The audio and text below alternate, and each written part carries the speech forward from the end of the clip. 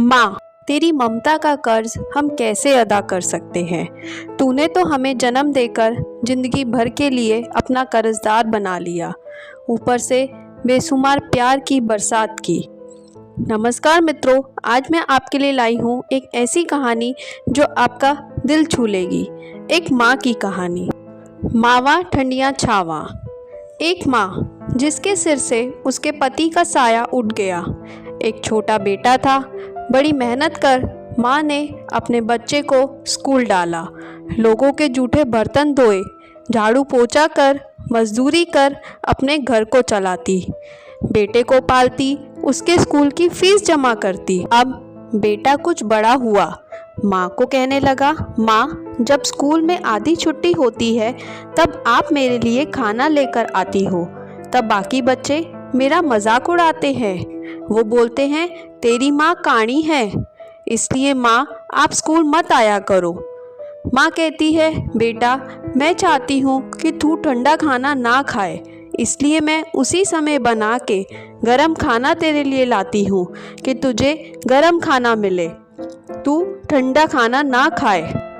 बेटा कहता है, माँ जब मैं छोटा था मुझे समझ नहीं थी, आज बच्चों की माएँ आती हैं, मिलती हैं, लेकिन जब आप आते हो तो वो मुझे ताना मारते हैं, तेरी माँ काणी है, बदसूरत है। माँ ने कहा, कोई बात नहीं बेटा, लोगों का क्या कहने दे, पर मैं चाहती हूँ तू ठंडा खाना ना खाए, क्योंकि एक माँ सब जानती है। बेटे को कैसे जन्म दिया, पहले 9 महीने, फिर पैदा होने की पीड़ा, फिर पालने की, खुद गीले में सोना और बेटे को सूखे में सुलाना। बेटा और बड़ा हुआ, स्कूल गया, क्योंकि माँ की सारी जिंदगी बेटे के लिए दुआएं मांगते ही निकल जाती हैं। पर माँ तू स्कूल ना आया कर। माँ ने कहा, ठीक है बेटा। बेटा और बड़ा हुआ, कॉलेज पहुँच गया, कॉलेज शहर में था, घर आना छोड़ दिया। कॉलेज के बाद अच्छी नौकरी मिल गई, शहर में अच्छे ओहदे पर लग गया। अब बेटा ना घर आता ना कोई चिट्ठी भेजता। एक दिन उसका दोस्त उसके गांव गया, उसकी माँ से मिला और कहा, माँ आज आपके बेटे की अच्छी नौकरी लग गई है, उसकी शादी भी हो गई है और उसका एक बेटा भी है। माँ ने कहा, अच्छा, मैं अपने पोते का मुंह देखना चाहती हूँ। माँ ने पूछा, कोई पता है उसका? दोस्त बोला, हाँ माताजी, उसने पता लिखकर दे दिया।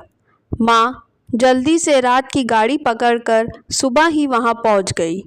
बेटे के घर पहुँचकर वहाँ का दरवाज़ा खटखटाया। बेटे ने दरवाज़ा खोला, सामने देखा माँ खड़ी है। ना प्रणाम किया ना आशीर्वाद लिया, बल्कि बोलता है, बदसूरत तुम यहाँ पर भी आ गई। माँ बोली, बेटा इतने साल हो गए मैंने तुम्हें नहीं देखा, मेरी आंखें तरस गई थी तुझे देखने के लिए, और मेरे पोते को तो दिखा, कहाँ है मेरा पोता, उसका चेहरा तो देखूं। पीछे उसकी पत्नी और बेटा भी आ गया। उसने पूछा, कौन है ये बूढ़ी औरत? उसको बताने में शर्म आती है कि ये मेरी माँ है। बेटे ने कहा, मेरे गांव में मेरे घर में नौकरानी थी ये बूढ़ी औरत। पत्नी बोली, ये यहाँ क्यों आई है फिर? उसने बोला, बस आ गई, इसको बाहर ही बिठाओ और खाना खिलाओ। किसी तरह माँ ने दिन बिताया, रात भर बाहर रही और सुबह होते ही वहाँ से चली गई। कुछ समय बाद जिस स्कूल से बेटे ने पढ़ाई की थी वहाँ से चिट्ठी आई कि हमें आपको अपने स्कूल की तरफ से सम्मान देना है कि हमारे स्कूल का बच्चा आज इतने बड़े ओहदे पर है। बेटा अपने गांव आया, बड़ी गाड़ी से स्कूल पहुंचा, लोगों से बात की, उनको अपने बारे में बताया, अपनी सफलता का राज बताया। जब वह वहाँ से वापस आया, गाड़ी में बैठा, तभी उसे याद आया, यहाँ तो हमारी एक ज़मीन है, पता तो करूँ आज उसका क्या मूल्य है। बेटे को माँ की फिक्र नहीं मगर ज़मीन का मूल्य पूछना है। बेटा अपने घर पहुँचा, वही टूटी हुई झोपड़ी थी।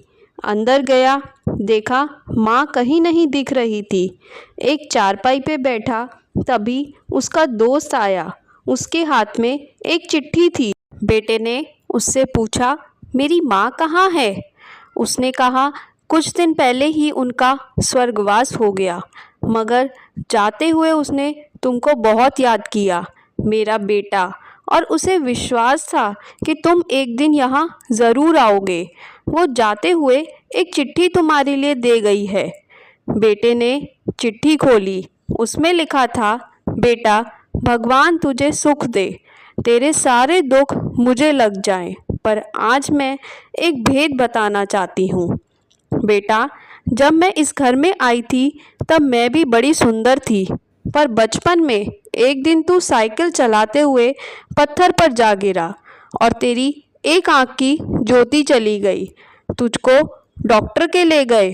उन्होंने कहा, इसकी एक आँख चली गई है, अगर कोई एक आँख इसको दे दे तो ही यह देख सकता है।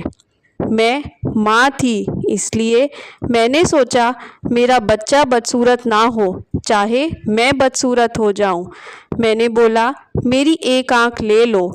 ऑपरेशन करके मेरी एक आँख तुझे लगा दी गई। तेरी बदसूरती मैंने ले ली, जिससे तू सदा ही सुंदर दिखे।